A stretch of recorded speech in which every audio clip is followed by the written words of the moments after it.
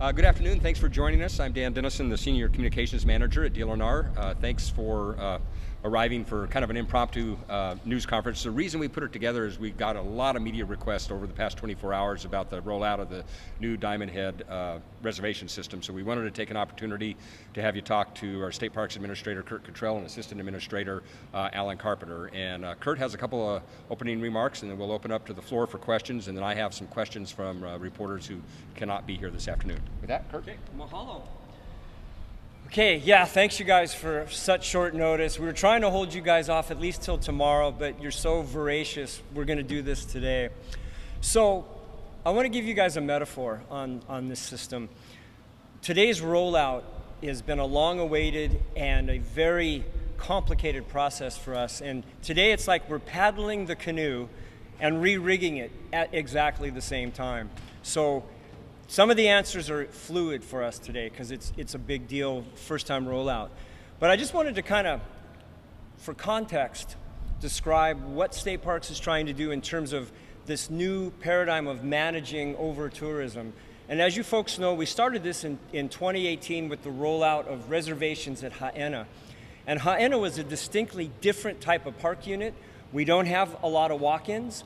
We had a shuttle system that the community was trying to set up to reduce vehicle traffic. Most of our tourist visitation was all by cars. The bridges leading from Hanalei into Wainiha and Haena limit the size of vehicles. So you don't have tour buses and all those big tour companies coming in. And it worked.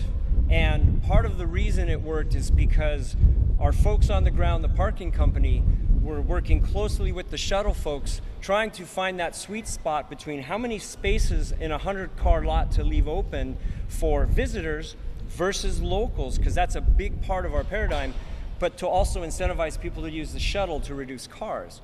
Now fast forward to Wainapa over on Maui, that one is a completely different animal. It's a 3.5, 4-hour drive for most of the visitors to get there. There is a high amount of those 25-passenger tour vans. So the patronage there was partially people driving in cars, and the other were the tour companies coming in.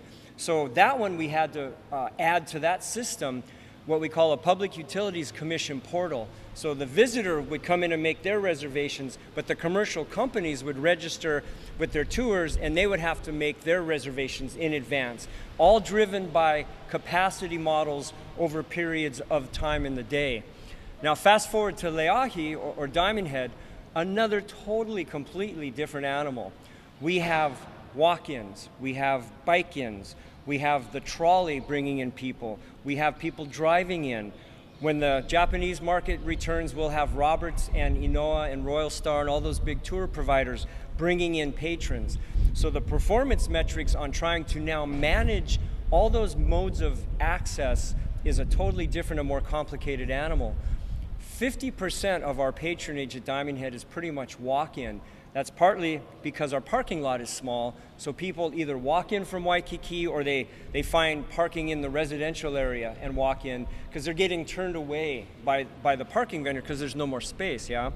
So today's launch, so far so good. Alan has got all the technical details, but what we're gonna have to find is the sweet spot in 2-hour increments of how many walk-ins versus how many drive-ins versus how many are coming in on the trolley. And all of this now is slowly increasing now that the pandemic is wearing off. So in addition to rigging the canoe and paddling it, we're also sewing up the canvas and we're still trying to find paddlers to fill it in, yeah?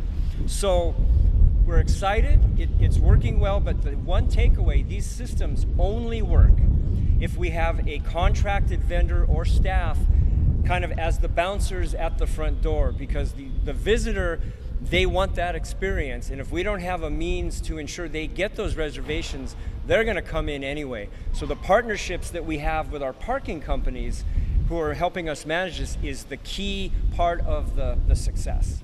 So anyway, thank you very much.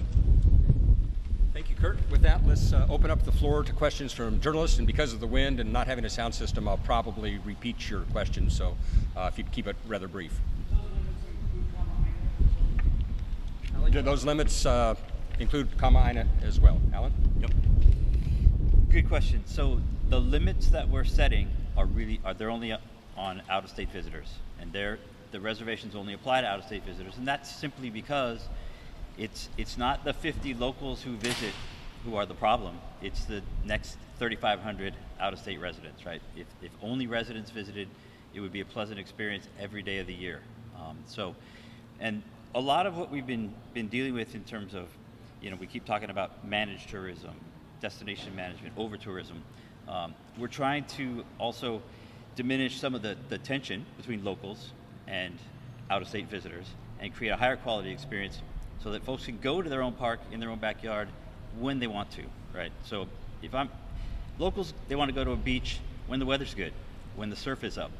They don't want to go next Thursday because that's when they have a reservation, right? So there's two ways to look at it. There's a number per day, right? We're looking at around 3,000, and a number per hour. And that second one is just as important. So if you break it down, we're looking at trying to keep it at 300 an hour or less. And that's critical because even on a super busy day, we've had as many as 6,000 go in one day. And maybe if those 6,000 were evenly spread out throughout the entire day, it would have only been an unpleasant experience. But on December 27th, 2019, we had 1,200 people going to Diamond Head in 1 hour. And it was not only unpleasant, it was dangerous. I mean, it was that bad. There were people crowded in the tunnel who couldn't move, who couldn't breathe. That is not a quality experience. It's not the kind of experience we want people to be having in our parks. So, sorry, one more time. So, I only have anecdotal because we don't count them. They don't pay right now.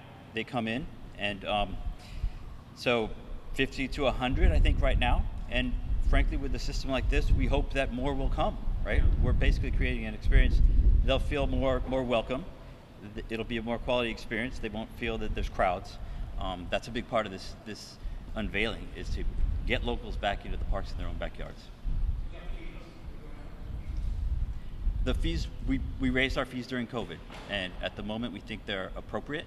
Not many people have been batting an eye at the fees. I mean, if you have a super large family, it gets up there, but $5 a person, $10 to park, which is a privilege, not out of whack with the rest of the country and the rest of the world. So, yeah, so the question is how many people have used the reservation system today? So I think as of about an hour ago, we have 300 people who have made reservations, and so that's about 10% of the capacity. Remember, this is only available right now for 1 day, 14 days from now. So the traffic is pretty immense. There's 106 people per minute logging in and looking at the site. But so I think what they're doing is they're doing what we want them to do. They're getting familiar with it, and they're going to come back and make their reservations for the dates they want to go. How does this all impact, especially a lot of Japanese tourism comes back in, a lot of the big trolley groups that come in, or these larger tour groups that come in? Is that under a different system, or is that after the same thing, or is there concern that you have like a big group of people just sucking up a bunch of the slots at once? Good points. In regards to PUCs, this reservation system has a PUC portal. It has a separate URL. You have to register and be a registered PUC operator on Oahu to utilize it. But yes, they will be subject to limits just like the general public will. So they have the same time slots. Our parking time slots are every 2 hours, walk-ins every 1 hour, and the PUC time slots are the same as for people coming into park. That capacity right now is set at only 450 total people per day, right? So much less than the independent traveler. We will hear about that because it's no longer going to be everybody who wants to come in, right? The whole point is to make it a better experience for every person who does make that reservation and does get on one of the tours. But it's open to all. It's open to all tour operators. How does that factor into the overall picture of over-tourism, though? If you have, maybe somebody missed their reservation, and like, oh, well, maybe I'll get a ticket for one of these tour operators. We have this mantra that we've been utilizing since we started the HAENA system. We call it adaptive management, right? So we don't know where the cracks in this system are. We don't know where the the demand that we don't know about is going to come from, and we'll modify it as we go. Right? We can set capacities like by the day, by the hour, and we can change it up to make it work for. Who knows? Maybe more people will want to come via a PUC carrier. That also helps eliminate traffic, right? If 50 people come on one vehicle rather than 25 cars.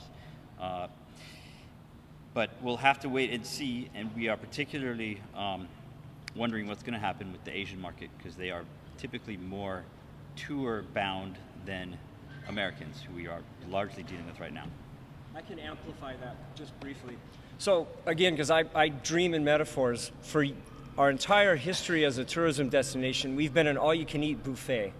And we give away our stuff for super cheap, and people come and just fill up. So now we're transitioning to a higher end restaurant where you gotta have advanced reservations. And this is a social experiment, because for Diamond Head, as the example, the primary target for the visitors been early morning, mid-morning. The afternoons tend to taper out. So what it'll do is the visitor, if they gotta go on that day, it will force them to get tables, if you're gonna use a restaurant analogy, later on in the afternoon, if they gotta do it that day. Now there's a perception that Diamond Head is like unbearably hot in the afternoon, but in fact it's quite pleasant. The trade winds are blowing, and what we're hoping to do is as Alan mentioned earlier, if we could take those 3,000 people, instead of have 40, 50% of them between 8 and 11, but spread them out through the day, that makes the experience more equitable for everybody.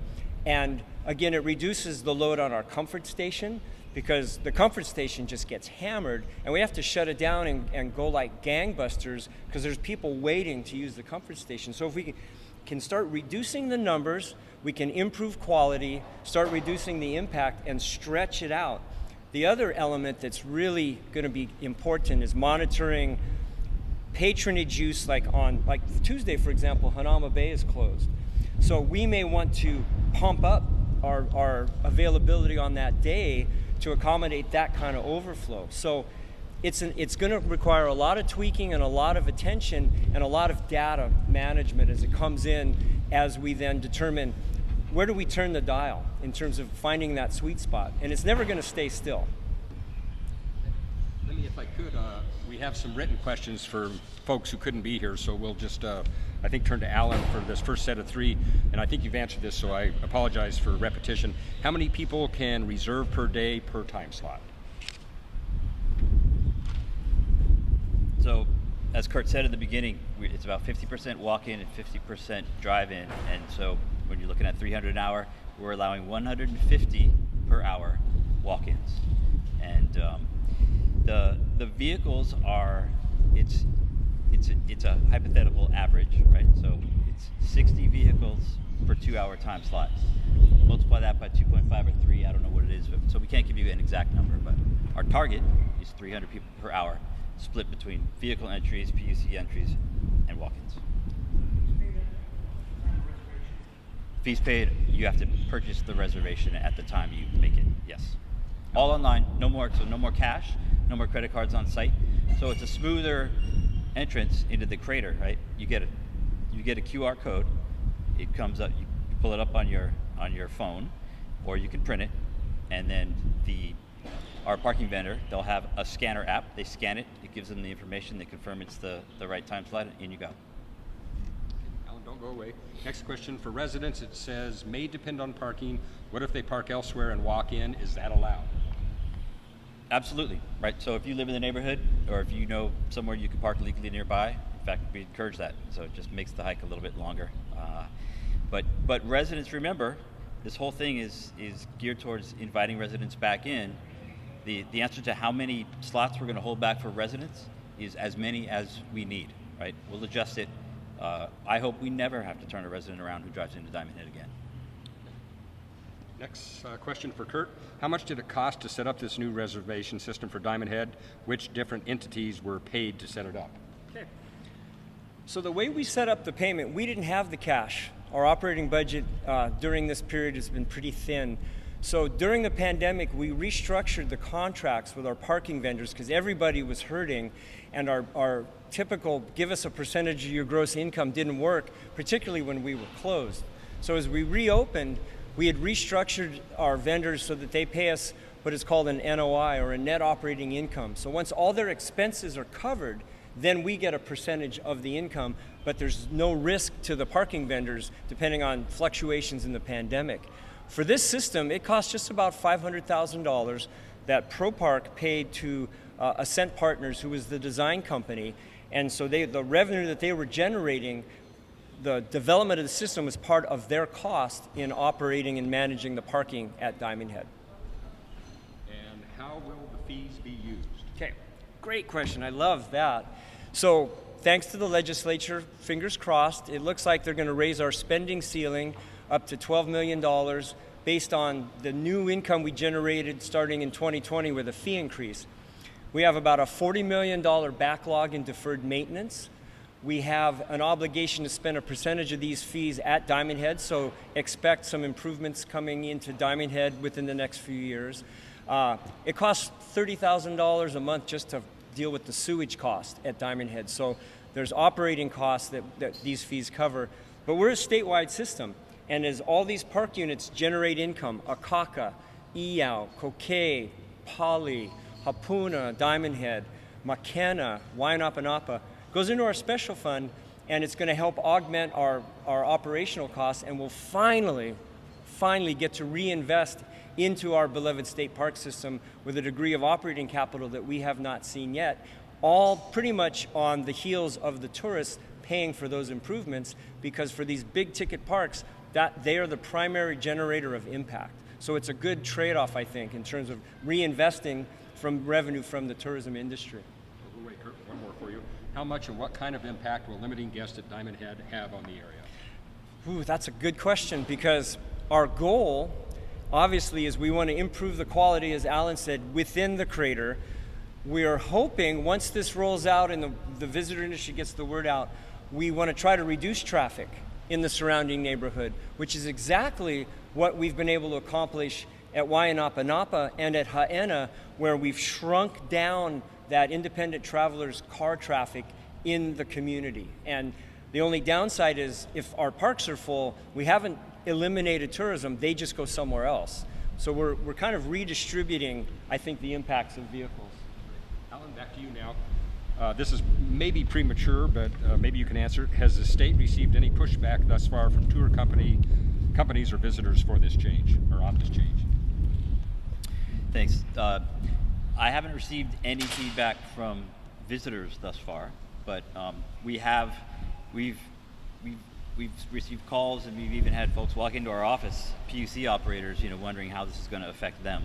And I told them I don't really have the answer yet because we don't have a handle on demand. But my story is the same. Basically, we may not have room for everyone anymore, and so you may not always have an open invitation to come in with your tour group, but you'll get a shot at it. One other question, Alan. How will the state enforce this and ensure everyone who enters has paid? Right. Well, that's the critical point of this is none of this works on an honor system. We need those critical partners, the parking vendors, and sometimes our own staff augment. The thing about Diamond Head is there's only one point of entry, right? You come through a tunnel, so that makes it very easy. Everyone gets funneled through one point. Everybody gets checked in at the same location, whether you're driving in or walking in. People aren't flowing over the top of the crater and trying to sneak in. It's just we have a very captive audience, and that single point of entry, just akin to the single trail they hike, brings them in. And the app I've already discussed, right? You scan it, it confirms you've got the reservation. There will be people who will come at the wrong time. We've had people go to the wrong parks on the wrong islands with the wrong reservation, right? And we work those things out. We're trying to be user friendly and have flexibility. But yeah, it's a system this isn't anything new really. It's relatively new for us, but we've done it twice already. This time should be a little easier.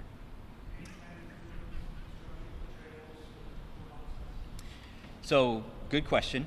We have big plans for Diamond Head. I was actually out there this morning. We're doing a design build to try to expand the welcome nature of the crater out of just that one space where everybody gathers right there in the center. So we're looking at a separate entry through a different tunnel, the Kapahulu Tunnel, for pedestrians. down the road, separating vehicles from pedestrians.